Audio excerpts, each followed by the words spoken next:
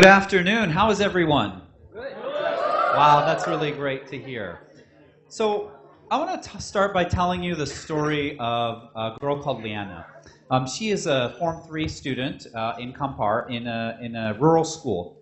And I got to know her through one of the programs that we run with Teach for Malaysia, which is Make Weekend. And so they told me her story, and the thing that she wishes to do most in her life is she wants to become a lawyer. But she comes from a very poor family. And what that meant is that instead of going out during recess, where she would normally buy food, she stayed in by herself to save money. And her hope is, and she works actually very hard in school, and her hope is that one day she will actually be able to, through her studies and through getting good grades, become a lawyer. Now, this is, in a sense, I think, the Malaysian dream, right? I think that we all look at people who are in tough situations and we celebrate their aspirations and their wishes to become successful. But one of the most heartbreaking things is that for Liana and for tens of thousands of people like her who come from poor families, who go to rural schools, who have been born essentially in the wrong place in Malaysia, she will never be able to reach her aspirations. That she will never actually be able to go to law school because going to law school is expensive because of the school that she's come from, et cetera, et cetera.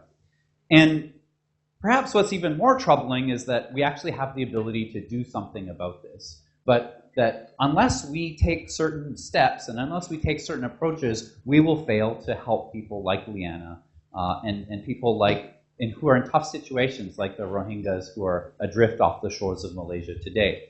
And so what I want to talk about is what are the challenges to actually creating the change that needs to happen for people like Liana? And I also want to talk about what are the things that are holding us back from doing it and what we can do about it. And I want to do that by starting from the beginning for myself. So when I first came to Malaysia, I worked with, I had a pretty good job. I worked in an investment bank in the Twin Towers, and I looked at companies to buy. And we would literally, manage budgets of hundreds of millions of ringgit to make investments with the hopes of developing the creative industries in Malaysia. And one day while I was doing this work, and I wasn't very happy doing it, but one day I picked up this book which was at a book sale called The Boomer. And in this book, it's a book about a typical baby boomer in the United States. Have you ever heard this term, baby boomer? Yeah, so these are like the I guess our parents, or maybe not quite your grandparents yet, but these are some of that generation basically of people who were born after the war in the United States. And today they are mostly retiring. And so the story of this baby boomer is basically this guy is born to a family in a nice house, and he goes to school, he learns to drive, he gets a girlfriend, breaks up with her, gets another girlfriend, breaks up with her, goes to university, finds his wife, they have a kid, they buy a nice house, the kid graduates, they get a divorce, he works in his company for 30 years, and then he gets a gold watch. And that's sort of his reward for his lifetime commitment to the company. And then he dies. And I read the book and I was like, that's a weird book because nothing actually happens in the book, right? This is a very odd book. But then it struck me that this was, in a sense, a glimpse into the future of any one of us if we become a professional, right? If we pursue the typical life that we all, I think in many cases, are destined to pursue by default, the thing that we will end up with at the end of our lives is this gold watch. And so what I'd like to ask you is, and we know that watches, for example, they count time upwards, right? So basically, it's 1 minute and this 1 minute, 20 seconds, and it's 2 minutes, so on and so forth. What or how would you conduct your life if you had a watch that counted down or that counted backwards, right? That counted backwards from the moment that you die and told you how much time that you had left. How would you change things? Anyone have any potential answers to this? You live your life to the fullest. Excellent. Anyone else? Do the things that you were scared to do. Great. Anyone else want to try it out? Yes, over there. You would enjoy the process of achieving things, right? So enjoy the journey and not the destination. And I think that the answer fundamentally for a lot of people comes down to this. It comes down to the idea that we would all, if we were really paying attention to how we spend time and how much time we had left, we would all actually spend that time living out our passions and living out the things that we are most passionate about. Now, the trouble is that as often as you may download and watch the commencement speech of Steve Jobs and know that it's important for us to follow our passions, we all end up we all end up going back to this, right? Because life gets in the way, boyfriend, girlfriend, so on and so forth. So we all know what is the right thing to do, but we don't do it.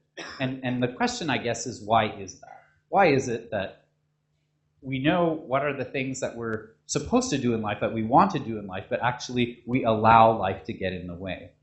And I think the answer is that it comes in a series of traps, basically, that we do a whole bunch of things that allow us to fall into traps in life, that prevent us from living life to the fullest, that prevent us from doing the things that we think are most meaningful, like helping people like Leanna.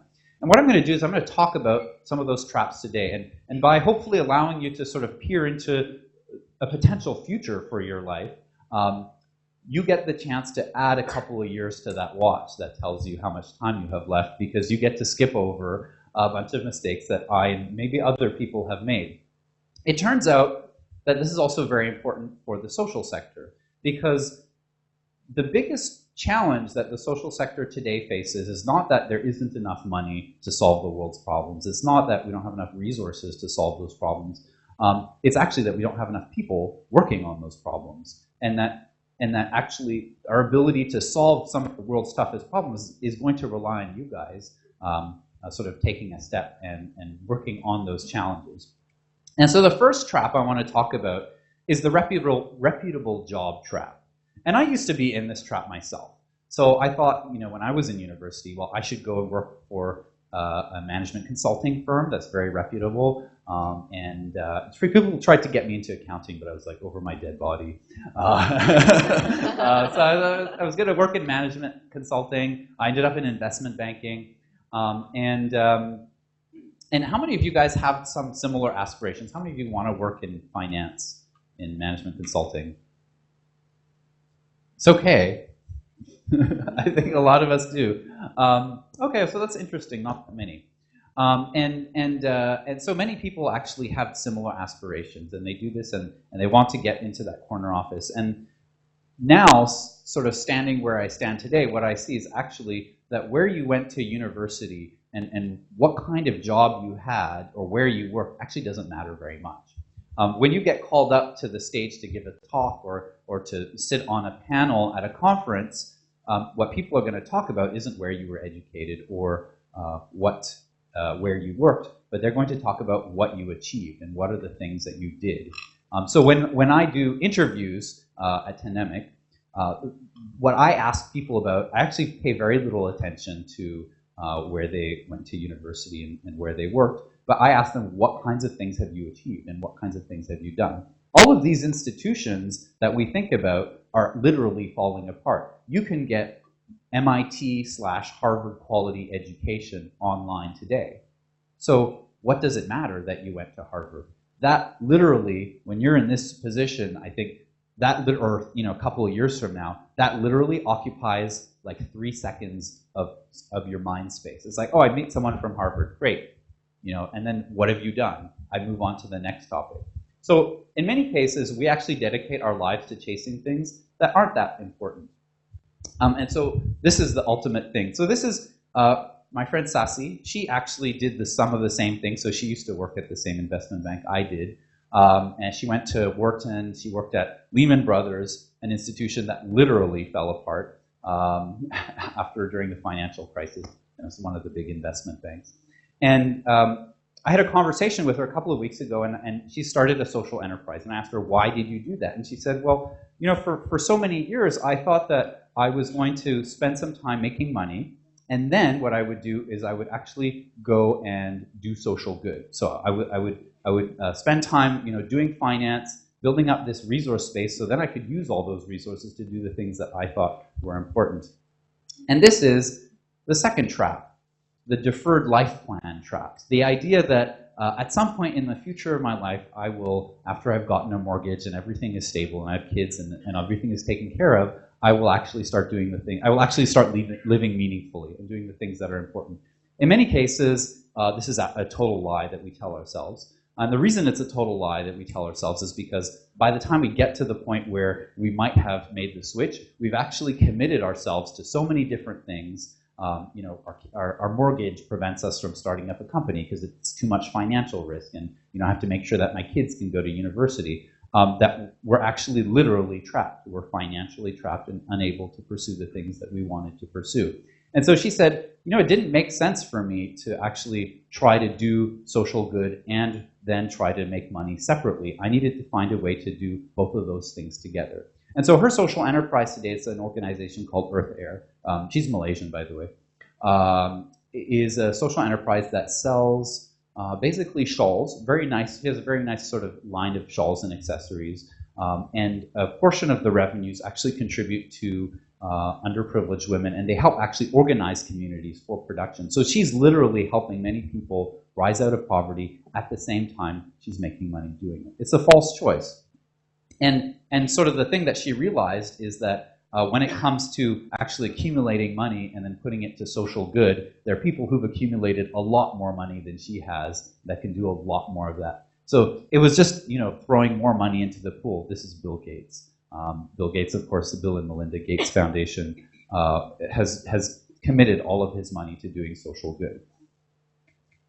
Now, let's say that you've gotten over these two traps, that you said, okay, I'm going to make sure that what I do in my life is something that I actually believe in. I'm not going to delay the idea that I'm going to do this. And I'm going to go work in the social sector. The third trap is this sort of trap where we think, okay, we're doing good enough in the social sector. And I really want to challenge this. And this is actually where the core of our work at Tandemic is. What we're doing is we're focused on how do we help completely change the way that certain social challenges are approached and solved, so that we can move forward and we can sort of progress in terms of the number of people that we're helping. And it starts with this. This is a photo. When I was Googling up photos of orphanage events, I found all of these photos where the organizers of the event seem to be having more fun than the orphans. And for me, that says something, right? And it says that actually when we do these kinds of events, it's for ourselves to feel good, right? We feel great that we gave food to these orphans. We feel great that we had a play day with them. But the sad and cold, hard truth for these orphans is that they're going through the same crappy life that they had before you had. And you're just another person who's entered their life for one day and then disappeared, when the thing that they are looking for is actually someone with stability. They don't have parents. They need people who can be there for them on a permanent basis. And so this is part of the feel-good economy in the social sector. This is part of why we're not doing a good enough job, because we allow ourselves to feel good about the social work that we're doing without actually paying attention to whether it has impact, without having the discipline to really think in a business-minded way, are we making progress against this issue? Are we helping these kids develop permanent solutions? This is another example. Some of you may have heard of this organization. It was a big international NGO called Play Pump. And what they did is they had a system which would allow African villages to access clean water. They were pumps attached to these sort of merry-go-round things. And so kids would play with them. It would pump water, and it would filter that water for villages. Play Pump was a great idea, it seemed. It raised tens of millions of dollars. It was planned, or it was hoped that Play Pump would be able to provide clean water to up to 10 million people in Africa. Now, it turns out that they installed thousands of these, and a year after they were installed, a quarter of them needed repair. Most of them went unused because they were installed in the wrong places. They didn't ask villagers whether they actually wanted one. In some cases, they weren't even installed next to preschools. So what would happen is the parents would pay their kids to go and play with the play pump so that they could get water. Not exactly the idea behind it. But this is another example of the dangers of the feel-good economy in the social sector, and something that we want to avoid, in that if you go into the social sector, being aware of this can help you add a couple of years to basically doing meaningful work. So key idea here is that feel-good is the enemy of doing good. Now, we all know about the so-called killing fields up in Perlis, and something which I think a lot of us find quite horrifying and were shocked to hear about. Unfortunately, when it comes to addressing human trafficking and human rights violations, it's very clear that we're not doing enough. But the question is, what more can we do?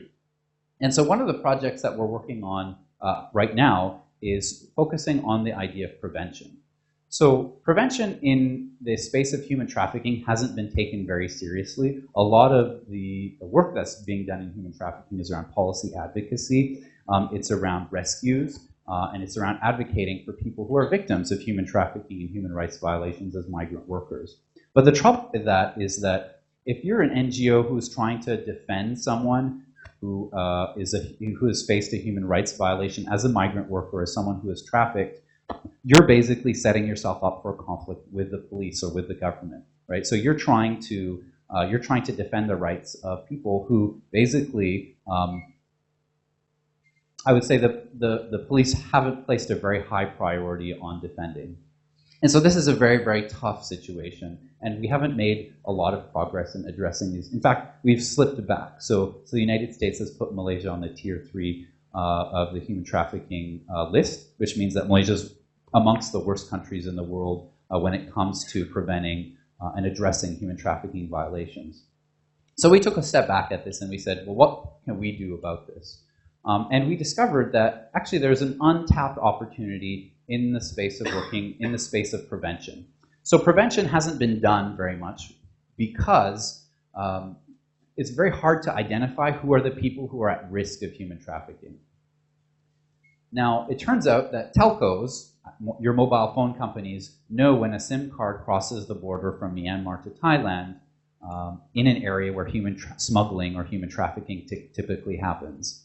And so what we're doing is we're actually building an initiative where we work with telcos to find out who are the people who are potentially at risk of being trafficked or at risk of having their rights violated as migrant workers, and we're targeting information and services at them so that we can help them before they get into a case of human rights violations, and before it becomes a sort of a dispute between an NGO and the police, which is not going to end up very well. And so this is an example of how we're starting to rethink how some of these challenges are being addressed. But for me, one of the key takeaways from this is that a lot of the solutions that we try to pursue, doing rescues here and there and one-off for people who are victims does not match the scale of the problem, where we literally are dealing with thousands upon thousands, probably tens of thousands of people who are suffering human rights violations. And so one of the big things to think about is how do we actually build solutions that match the scale of the problems that we're trying to solve. I'll give you another example. Yesterday, a startup pitched to me, and they were an ecologically friendly fashion brand. Now, it turns out that the world's second largest polluter in terms of industries is not the mining industry, it's not the transport industry, it's not nuclear, it's not, I don't know, I could name tons of industries. It's not any of the industries that you probably would normally think about. The world's second most polluting industry is actually the textile industry, so the fashion industry. And so they came and they said, okay, we're going to create this ecologically friendly fashion brand to address this problem. Any of you have thoughts on what could potentially be the problem with this? What's that?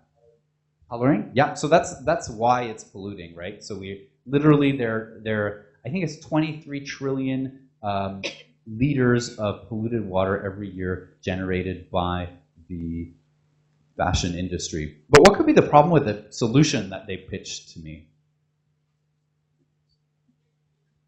Not enough? Tell me more.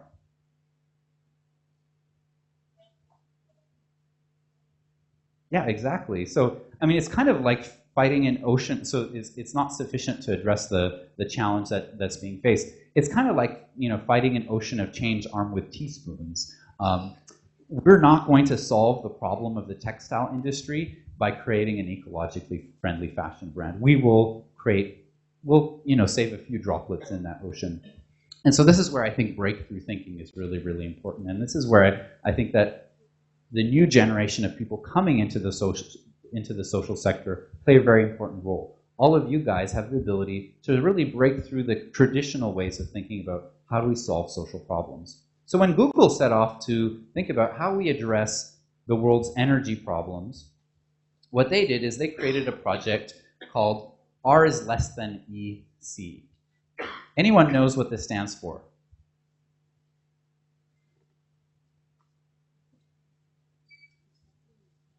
So what this stands for is renewable energy is less than the cost of energy that comes from coal, right? So they knew that actually there was no amount of investing in an increasing capacity and supply in renewable energy if they could not actually achieve this. Once you get the price of renewable energy below the cost of coal, you fundamentally create the market change that will allow us to sort of make a major switch that helps preserve the environment. So this is, I think, the kind of breakthrough thinking that we need, the kind of thinking that will actually help us address some really large-scale changes. Another example I like is Institutes for Healthcare Improvement in the United States. So they set off on a mission to help save 100,000 preventable deaths in the US. And it turns out that doctors make a lot of mistakes. And people die as a result. But it's actually a very difficult thing to talk about. And of course, you're not going to go to doctors and say, you're doing a bad job, because they're not going to listen to you. So what IHI did is they actually created a set of 6 different principles that you can apply, that every hospital can apply to help prevent these deaths. One of these principles is to actually draw a line behind the beds in the hospitals at the inclination where they're supposed to be. So beds, for some people, need to be inclined, otherwise they'll suffocate. And what happens is, if only the doctors know what the inclination of the bed is, sometimes people actually suffocate or die because the bed isn't properly inclined. By drawing the line on the back of the bed or behind the bed, anyone who walks into the room, whether it's a nurse, whether it's cleaning staff, whether it's patient's family, know that that bed is improperly inclined, and then can call someone in to actually fix that. And so they created 6 practices like this, which would very simply help prevent some of these deaths. And they've actually achieved their goal of saving 100,000 lives. And the point from this for me is that in many cases, we actually can create large-scale change. We don't have to think small. It's just that the large-scale change has to be designed well. We need to design our initiatives well to do this large-scale change. The second piece is solutions that don't match the complexity of the problem. So this is the second area where in the social sector we may not do as well as we could. And so when I think of complexity, I don't just think of something that's complicated. I think more than that. So you can think of simple as something like a recipe, right? So if I'm making a cake, simple is I follow the list of steps that I need to do to make a cake. That's something simple to do. Complicated, on the other hand, is something that's technically difficult to do. So technically difficult could mean that, like putting a man in space, right? There's a lot of technology involved, but there's a clear solution to that problem, and I just need to take the steps, and I just need to do the things to get to that solution. So applying enough technical talent will allow me to solve that problem. But something that's complex is something like raising a kid. So raising a kid does not actually have a single solution to it, right? It has many solutions to it. There are all kinds of different approaches to raising kids. And that makes raising a kid complex. And a lot of the social challenges that we face are complex. So complex in the sense that the end goal might not be defined, or once we try to get to that end goal, the end goal might shift around. A lot of the time when we're trying to solve problems, we actually use simple or complicated approaches, but we don't know how to solve complex problems. And so what I'm going to do is I'm going to give you a couple of examples of how complex problems are being solved. I'm just going to skip through this one. Okay, maybe I won't skip through this one. I'll tell you about a program by a friend of mine called Sarah Schulman in Australia. It's called Family by Family. And one of the biggest challenges that the government faces is there is dealing with the issue of kids that have to be taken away from their families because the parents are unfortunately in bad situations. They might be drug addicts or they might be abusive, so on and so forth. And so what government does is it's created a safety net.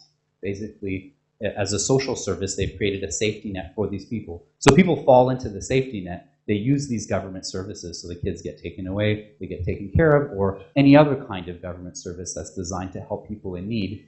And then hopefully they'll be able to take a step out. But chances are they'll fall back into that service. Because fundamentally, when people fall into the safety net, they're not changed by making contact with it. Their lives aren't changed. They've just fallen into the safety net and they haven't fallen any further.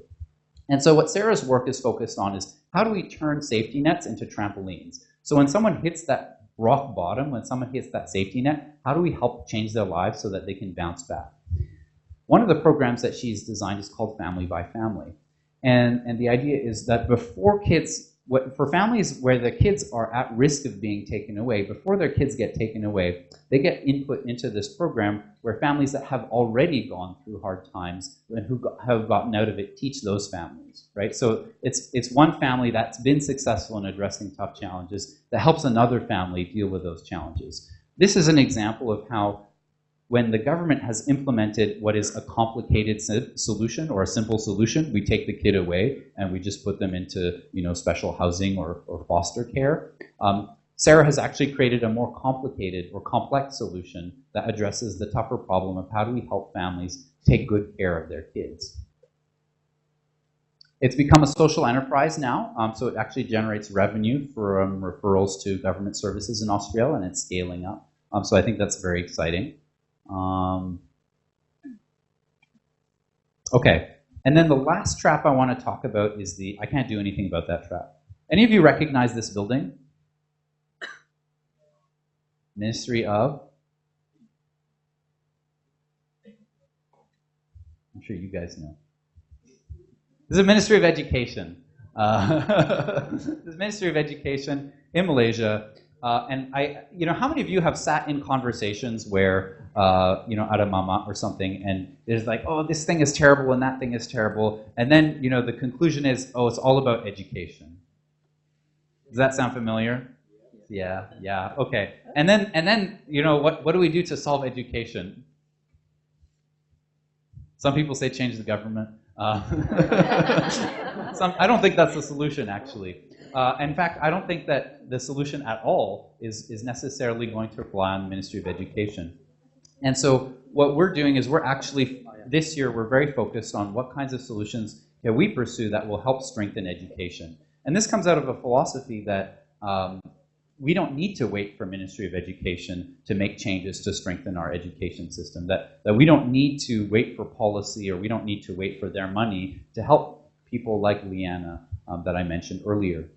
And so what we've been doing is we've actually created an initiative to address education problems in Klang. I'm going to tell you a little bit about that. And it's an initiative that's designed to pioneer some new approaches that are being created to address complex problems.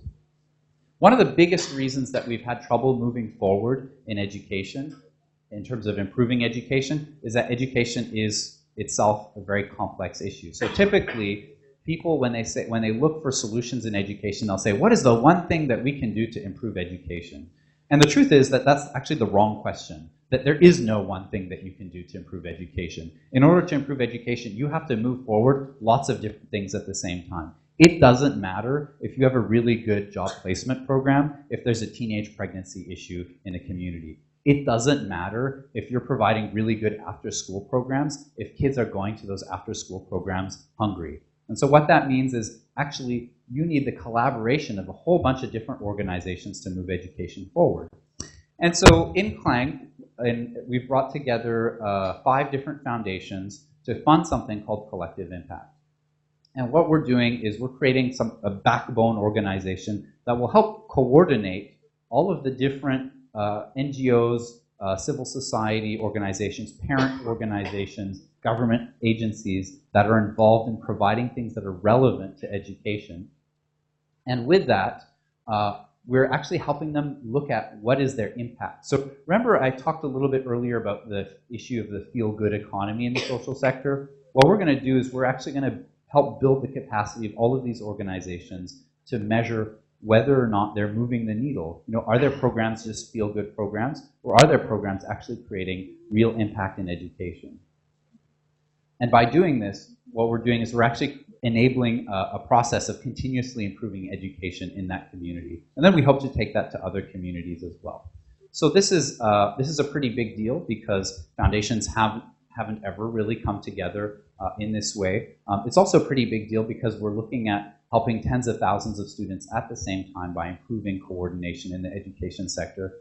And finally, and I think most importantly for us, it's a big deal because it's an approach to addressing educational challenges that doesn't wait for Ministry of Education. It doesn't wait for the government to take the first move. What we're doing is we're pursuing a whole bunch of parallel interventions in strengthening education. So some of the leaders behind this, though, are going to need to be different. How many of you are from business school or management? Okay, a couple of you. So one of the key things that comes out of these is that we actually need completely new leadership approaches to addressing these types of problems, these very complex and community-based problems. Something called systems leadership. So the typical vision of what a leader is someone who's charismatic, who can speak, who can gain a lot of attention, who can speak very well. That kind of leader is actually completely counterproductive in cases where you're trying to organize a whole bunch of different players. And so one of these people, one of these systems leaders I want to draw your attention to is this lady. You wouldn't recognize her as a leader. You probably don't recognize her at all, actually. But she's one of the most important people changing the education system today, and her name is Shahnaz Al-Sadat. So she's leading the program to change up to 500 public schools into trust schools. But you wouldn't know her because a lot of her work is actually in the background, working, convincing people, massaging egos at Ministry of Education, massaging egos amongst NGOs, making sure that everyone is happy, and putting together a whole bunch of different complicated pieces. And if she tried to get the attention and the credit for this kind of work, if she tried to be the typical sort of leader that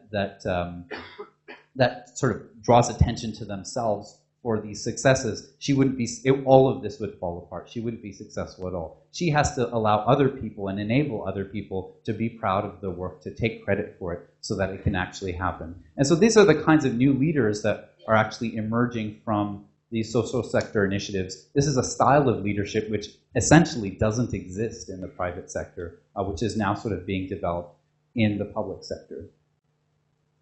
A lot of you, I think, are probably concerned about some of the racial issues that are faced in this country.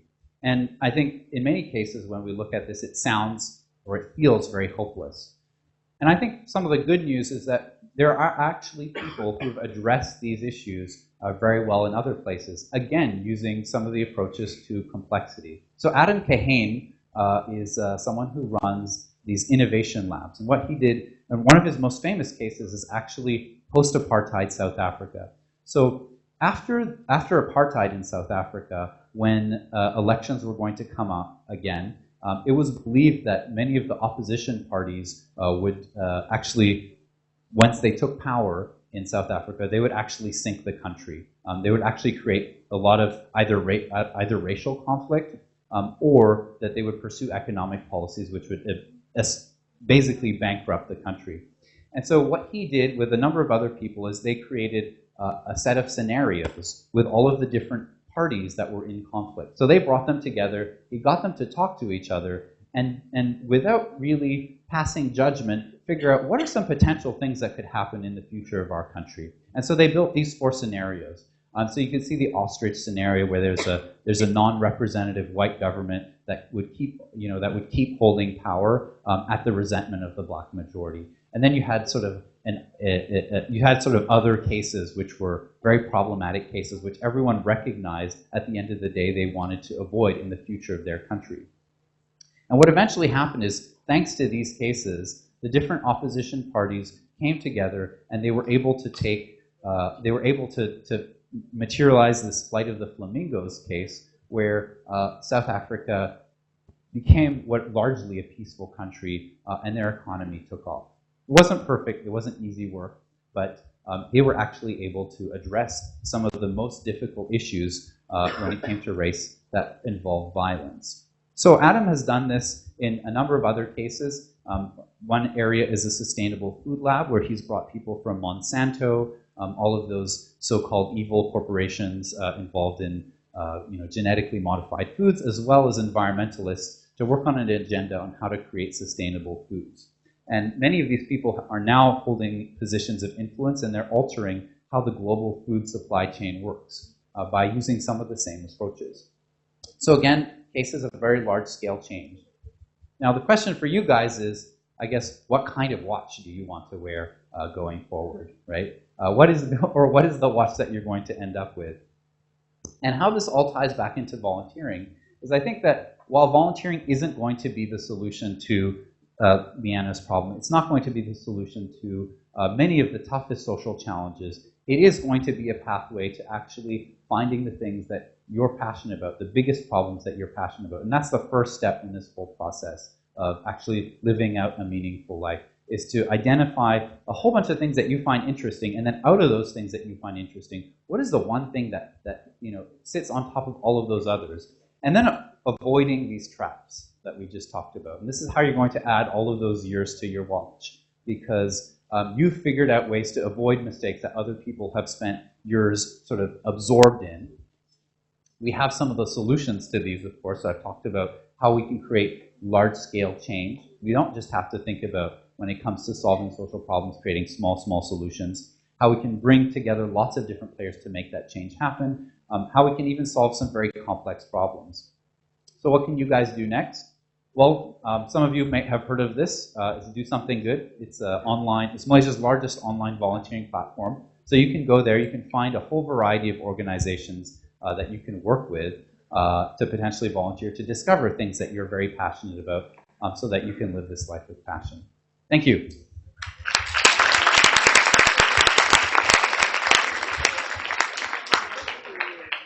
Thank you, Mr. Kal, being on stage for a question and answer session. Once again, you can make your way to the mic available here to ask your question.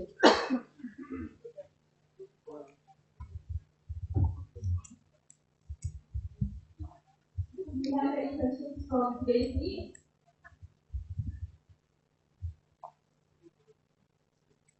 Please state your name and program.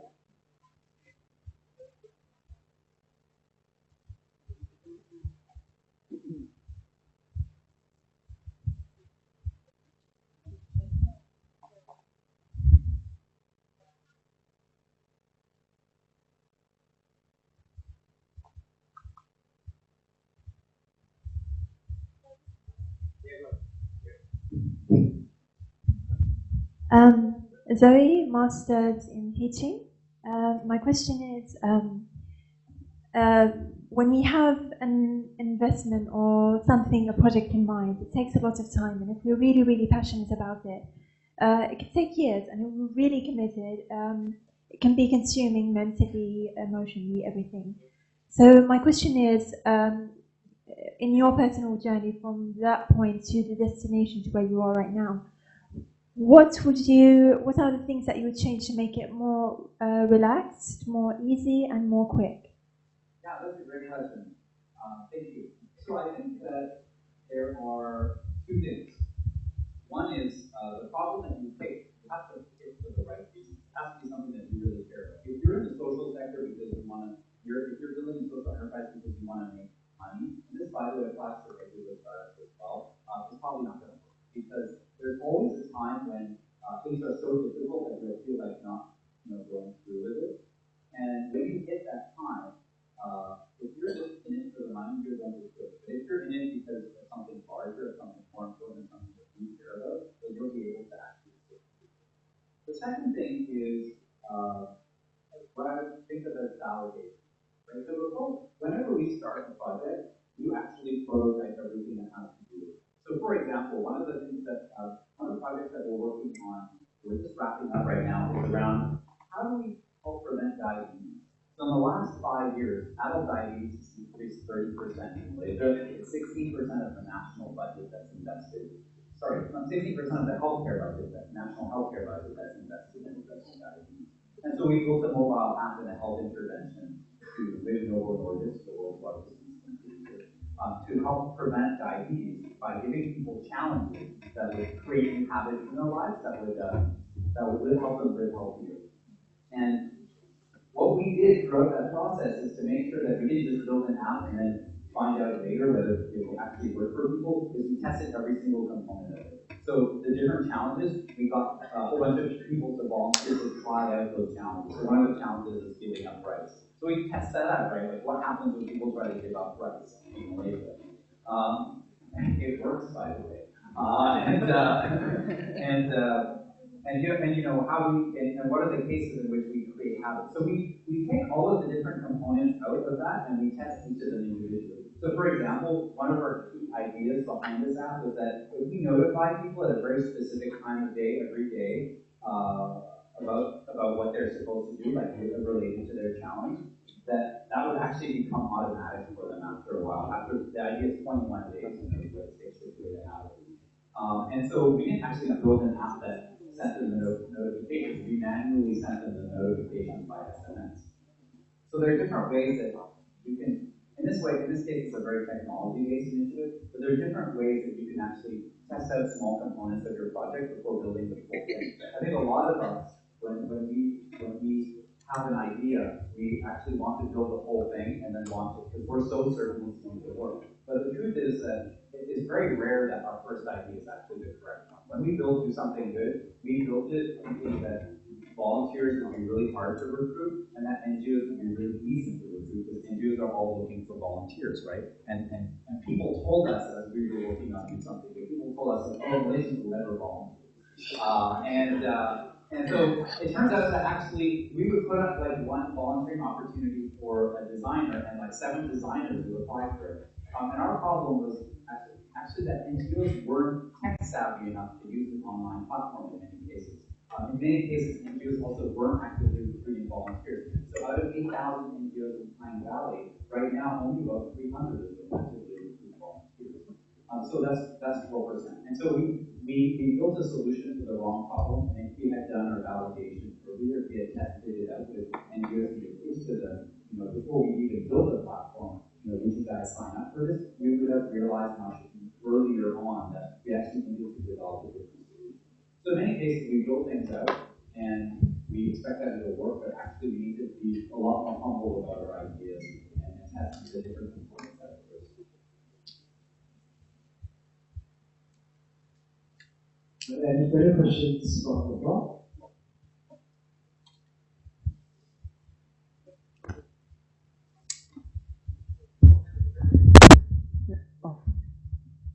Hi, I'm Steven from Biomedical Science, and I'd like to ask you, I'm from this club in Taylor, which is called MAD.tu, which stands for Make a Difference.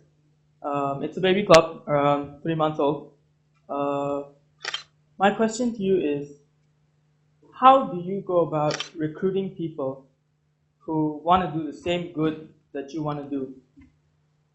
A diverse group of people with the right skill set, to go about and make a change. In terms of recruiting people, how do you reach out to people, and how can you get the right group? That's a really good question. Steven, is it? Yeah. So, congratulations on your baby club. I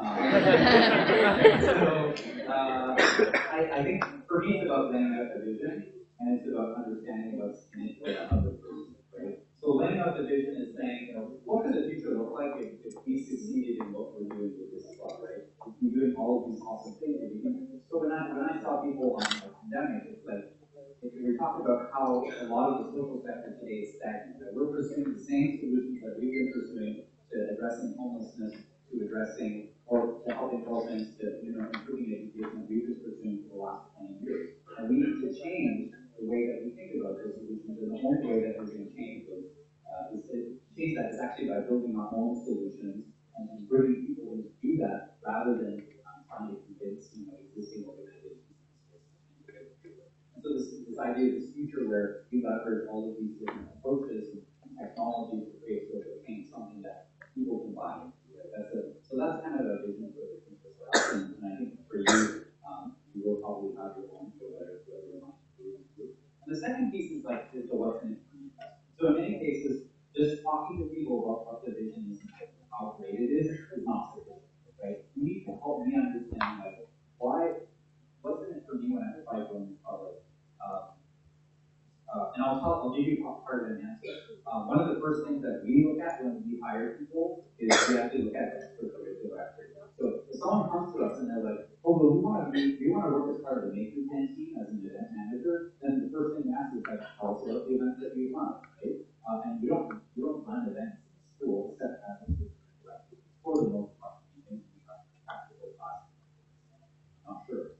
But and then we ask them, what was your goal? So I think that's a piece of it. And then the second piece is the leadership skills that you gain.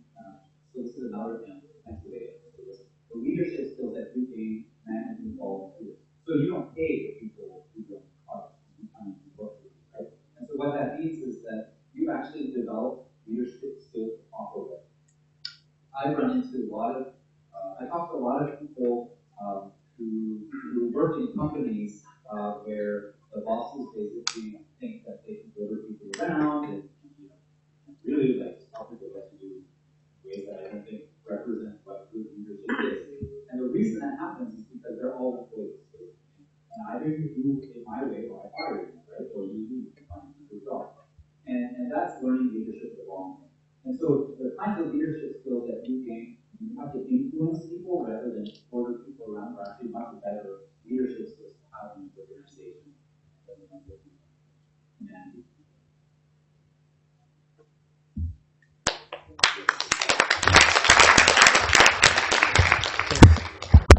Test. Okay, my name is Duncan. I'm from the School of Computing, and I would like to know, how do you connect NGOs and tell them, hey, I have a platform, and then you can use my platform to broadcast your event, and you can use it to recruit volunteers for your event, this sort of thing. It's really hard. Okay, so how do you actually do it? Well, so it's a lot of hand-holding. So what we do is we actually spend time talking to the NGOs about what their needs are and how could they potentially use volunteers. And then we walk them through the process of registering online. So sometimes we talk to NGOs and they're like, yeah, I mean, volunteers would be great, but we're not quite sure how to use them. And so what we've done is we've actually created templates that they can use. So if you're an orphanage, these are 3 ways that you can use volunteers, right? And you can use that for yourself.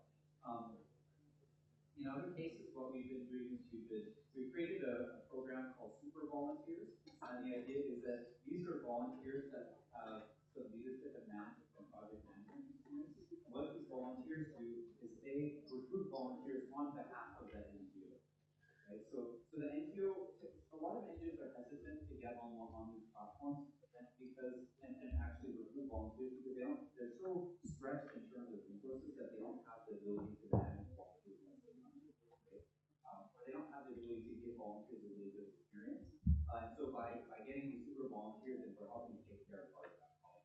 It's actually what it comes down to is just understanding what are their challenges and helping them figure out how to get past them. So we spend that time asking questions and finding out how can you use volunteers, what's preventing you from using volunteers, what can we do to help you actually make the best of volunteers.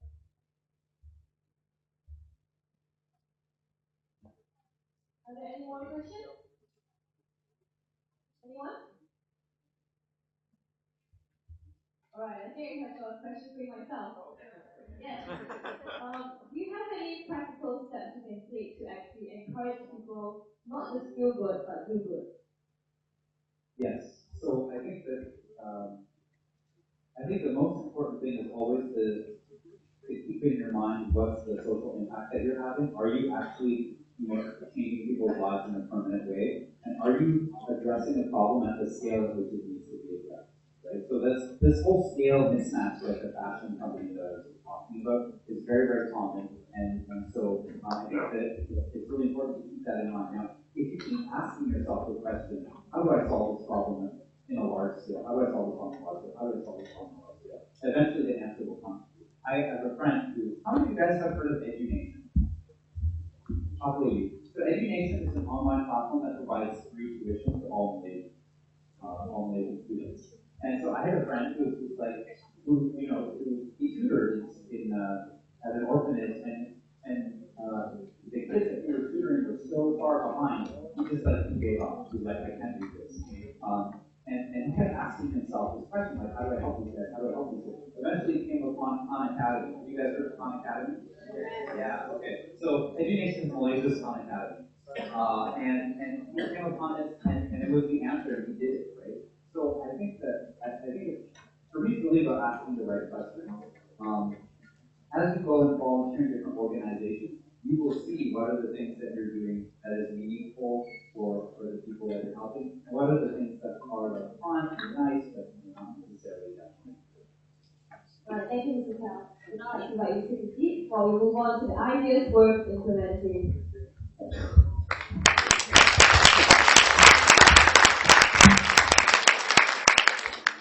The third shortlisted idea for iLEAD is called Feed On. Feed On was originally an initiative by 4 foundation in computing students who wanted to design a social community app with the goal to end world hunger and reduce food waste. However, it is now spearheaded solely by Duncan Sang, a foundation in computing student who is also a participant of the SHINE program. Let us now welcome Duncan to the stage.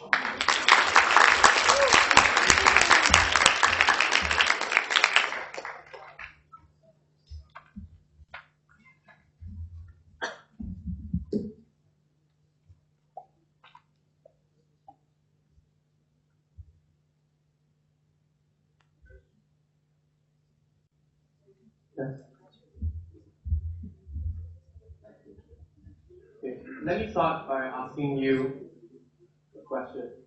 How much of food do you think Malaysians waste in a single day? A ton? 10 tons maybe? Or even 100 tons? Just think about it for a moment. My name is Duncan, and I'm a student from the School of Computing, and I'm also a part of the SHINE Award program. Okay. So, let me tell you something. Feed On is a project that will revolutionize food distribution to charity and also solve food waste in the process. As Malaysians, we obviously enjoy eating food, but the thing is, we also waste a lot of food. According to a survey done by the Sun Daily, 8,000 tons of food are wasted in a single day. Now, just imagine if these 8,000 tons of food are distributed to people who need it the most. For example, charity homes. Now, it is obvious that there is enough food for everyone, but does everyone have enough food? 2 months ago, I went to visit a charity home, and I met a really nice lady, Miss Margaret, from Community at Heart. And the problem that she's facing is that the children there do not have sufficient food, to the point where they only have 1 meal a day. Imagine just eating 1 meal in a single day. Now, imagine if the 8,000 tons of food just now are distributed to them, don't you think it will solve the hunger issue? Now, this is how our app is going to work. The first part is to reduce food waste and to curb hunger. Now, by reducing food waste, we help companies save millions, we help the government save millions of waste disposal, we help companies be more environmentally friendly, and we also conserve energy and resources to produce new food. So this is how the app is going to work. Basically, the app is going to be an intermediary between corporate companies and also charity homes. For example, I'm a food organization and I have access to, I can log on to the app. If I am a charity organization and I need extra food, I can log on to the app and I can see which companies are distributing food. We will be charging a minimum fee of 5 ringgit for every donation. And when there's a match, the app will prompt volunteers and they will mobilize to distribute the food to the needy. Now, Mr. Joffres, I'm aware that you are involved in Do Something About GE. So our app also creates a platform for people to volunteer in the long term. So currently Charity Kitchen and Stop Hunger Asia, they are already doing food distribution. But the thing is, they do not have a mobile application to manage volunteers. So we can welcome them on board to partner with us so that they can manage their food distribution more effectively, and also in order to reach out to more organizations. So this is our financial projection. During our first year, we expect an annual revenue of 180,000, and this cost will be going to the development of the mobile application, of-based service, and other expenses. And of course, as we are a global enterprise, a part of these expenses, a part of this revenue will be channeled back to charity. During the third year, we want to be able to service throughout Malaysia, reducing the cost to 3 ringgit per transaction after gaining momentum. This year and beyond, we want to service to Southeast Asia, to developing countries such as Cambodia, Thailand, Philippines, where hunger is still an issue. So this is our startup budget. As we are a tech startup, our startup budget is very low compared to other businesses. So most of the costs will be used to the development of the app and also to legal issues such as legal advice and legal documents. Besides that, I'm also seeking for mentoring from Mr. Joffres himself, as I am a very new entrepreneur and I will need a lot of advice on how to go on about it. Okay. And this is my team. The guy on the left is my best friend. He's from Sabah. And since he's not here, he can only be my financial advisor. And he's the normal, down-to-earth guy.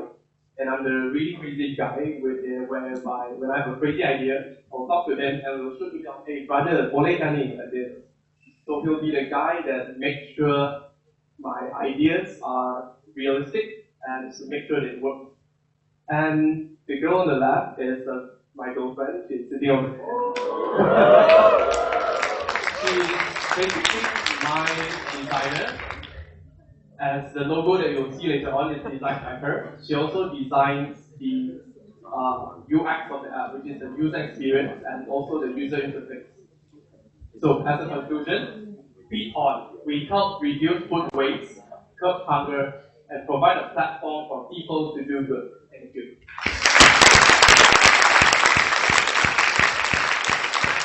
Thank you, Mr. Kal. You are now invited to provide feedback on this idea.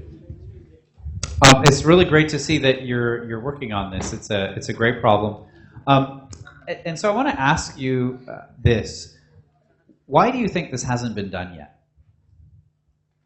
Well, I think that it takes a lot of work because it involves a lot of logistics, as I have personally experienced. But the thing is, I want to make this a success, and I believe that with the Powder community, we can make this a success, as it is not something that can be done by one person. So I like how you mentioned logistics, and I think that is actually one of the biggest challenges faced here. So you've got this food, it's all over the city, it's in small quantities, it's in big quantities, like how do you move it around, right? And so, working with volunteers is on an immediate basis. Like if you let that food, rest for too long, it goes bad. So working with volunteers on an immediate basis is not an easy thing. But I think the good news is that there's infrastructure now that exists today that you can use to help you do that logistics. So for example, I would really look at how you could work with organizations like MyTaxi, right? So if I open up the MyTaxi app today, right now here, there are probably a bunch of taxis in this area, right? There could be some that might be headed in the direction that I'm going to. It could be very easy for them to pick that up. So I'd really encourage you to think about how can you build on top of existing infrastructure, one. And then two, earlier I mentioned about the idea of testing, right? And so building an app is a big project. And so what you want to do is before you actually build that app, find out, is this app actually going to solve the problem? And so it's worth thinking about just testing it. I don't know if you have already, but just testing it out with a WhatsApp group, right? And so like people can post up, it's like, oh, I've got this food, and then and then you have another WhatsApp group for, let's say, NGOs, and it's like, okay, we've got this food. Does anyone want it? So to see like what are some of the challenges that you might not have expected to come out from doing this matching, and then you know what app to build, right? Because then you'll have figured out what are all of the challenges before you've spent all of that money building the app.